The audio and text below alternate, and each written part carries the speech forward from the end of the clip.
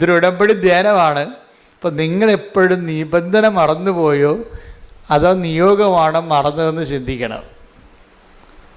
നിയോഗമാണ് മറന്നുപോയെങ്കിൽ നല്ലതാണ്. എന്താ കാര്യം? അത് ദൈവം ഓർത്തുകൊള്ളും. ഇപ്പം സിൽവിയയുടെ കാര്യത്തിലേ അവളത് മറന്നുപോയി, നിയോഗം മറന്നുപോയി. കാര്യം അവൾക്കതിനുള്ള കപ്പാസിറ്റി ഇല്ല രജിസ്റ്റേർഡ് നേഴ്സിൻ്റെ.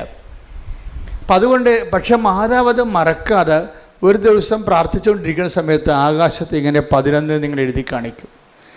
പക്ഷെ അവളത് നോട്ട് ചെയ്യും. അമ്മയാണ് എഴുതി കാണിക്കുന്നതെന്ന് നോട്ട് ചെയ്യും മനസ്സിലെ. ഇതെന്ത് ഈ 11 വരാൻ കാര്യം എന്താ 11 പറയണത് എന്ന്.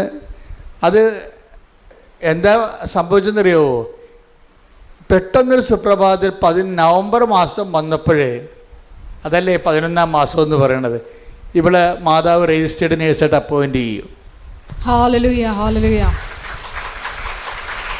അതാണ് ഞാൻ പറഞ്ഞത്, ഇങ്ങനെയുള്ള സാക്ഷികൾ നമ്മൾ ഉടമ്പടി മാത്രമേ കേൾക്കത്തുള്ളൂ. അതായത് നമ്മൾ മറന്നു പോയാലും ദൈവം ഇതിനെ ഫോളോ അപ്പ് ചെയ്ത് കളയും. ഈ ദിവസങ്ങളിലേ ഇപ്പോൾ ഭയങ്കര യുദ്ധത്തിൻ്റെ ആശങ്കകളൊക്കെ അല്ലേ. അപ്പോൾ ഇസ്രയേലിൽ നിന്ന് കുറേ മിസൈൽ കൊണ്ടുവന്ന് ഇന്ത്യയിൽ ഇറക്കിയിട്ടുണ്ട്. അതെന്ത് മിസൈലാണെന്നറിയാമോ? അതായത് ഗൈഡഡ് മിസൈൽ ഉണ്ടായിരുന്നില്ല പണ്ട്. പ്രോഗ്രാം ചെയ്തിട്ട് ഒരു പാലമൊക്കെ ടാർഗറ്റ് ചെയ്യണമെങ്കിൽ ആ പാലത്തിലേക്ക് പോകാനുള്ള ദൂരവും അതിൻ്റെ റൂട്ടും ഒക്കെ കമ്പ്യൂട്ടറിൽ പ്രോഗ്രാം ചെയ്തിട്ട് ഗൈഡ് ചെയ്തു പോകും, GPS വഴി ട്രാക്ക് ചെയ്തു പോകും. അപ്പോൾ അതൊക്കെയാണ് കഴിഞ്ഞ യുദ്ധങ്ങളിലൊക്കെ ഉപയോഗിച്ചുകൊണ്ടിരുന്നത്. അപ്പോൾ അതിൻ്റെ ഒരു കുഴപ്പമെന്ന് പറയണത് GPS വർക്ക് ചെയ്തില്ലെന്നുണ്ടെങ്കിൽ ഇത് വർക്ക് ചെയ്യത്തില്ല, ദിശ മാറിപ്പോകും. അത് നെറ്റും കാര്യങ്ങളൊക്കെ കൃത്യമായിട്ട് വർക്ക് ചെയ്യുന്നില്ല എന്നുണ്ടെങ്കിൽ മിസൈൽ ലക്ഷ്യസ്ഥാനത്ത് എത്തത്തില്ല. ഇപ്പം ഇറക്കുമതി ചെയ്തിരിക്കുന്ന മിസൈൽ എന്താണ്? GPS വർക്ക് ചെയ്തില്ലെങ്കിലും ഇത് തന്നെത്താൻ തന്നെ ട്രാക്ക് ചെയ്ത് പോകും. GPS-ൻ്റെ ആവശ്യമില്ല. ഈ ഉടമ്പടി ഏതാണ്ട് ഇതുപോലൊരു ഏർപ്പാടാണ്.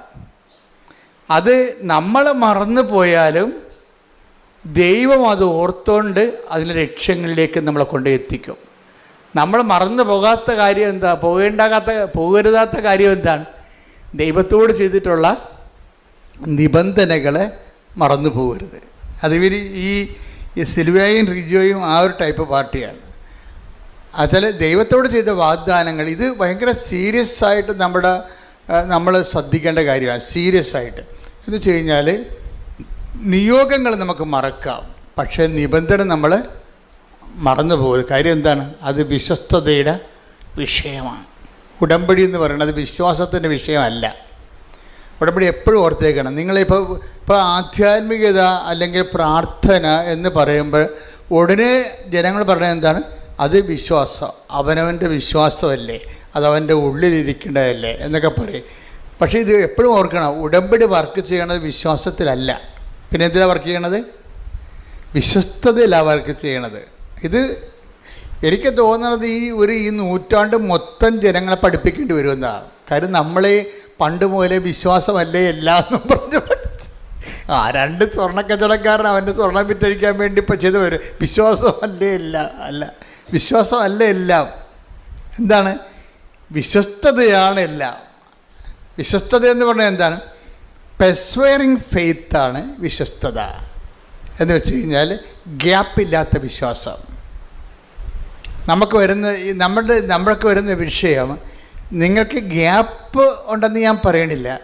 പക്ഷേ നിങ്ങൾ ചില സമയത്ത് ഇതിൻ്റെ വോളിയം ഓഫ് വർക്ക് കുറഞ്ഞു വരും. ഈ ആഴ്ച ചെയ്ത ഒരു ഫെർവൻസ്, ഈ ആഴ്ച ചെയ്തൊരു തീഷ്ണത അടുത്ത ആഴ്ചയിൽ ഉണ്ടാകത്തില്ല. ഉടമ്പടി ശ്രദ്ധിക്കേണ്ട ഏറ്റവും വലിയൊരു വിഷയമാണത്.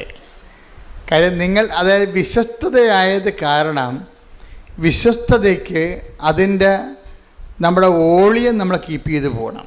എന്ന് വെച്ച് കഴിഞ്ഞാൽ വിശ്വസ്തയുടെ ഒരു തീവ്രതയുണ്ടല്ലോ, വിശ്വസ്തയുടെ തീവ്രത അത് നമ്മൾ കീപ്പ് ചെയ്ത് പോകണം.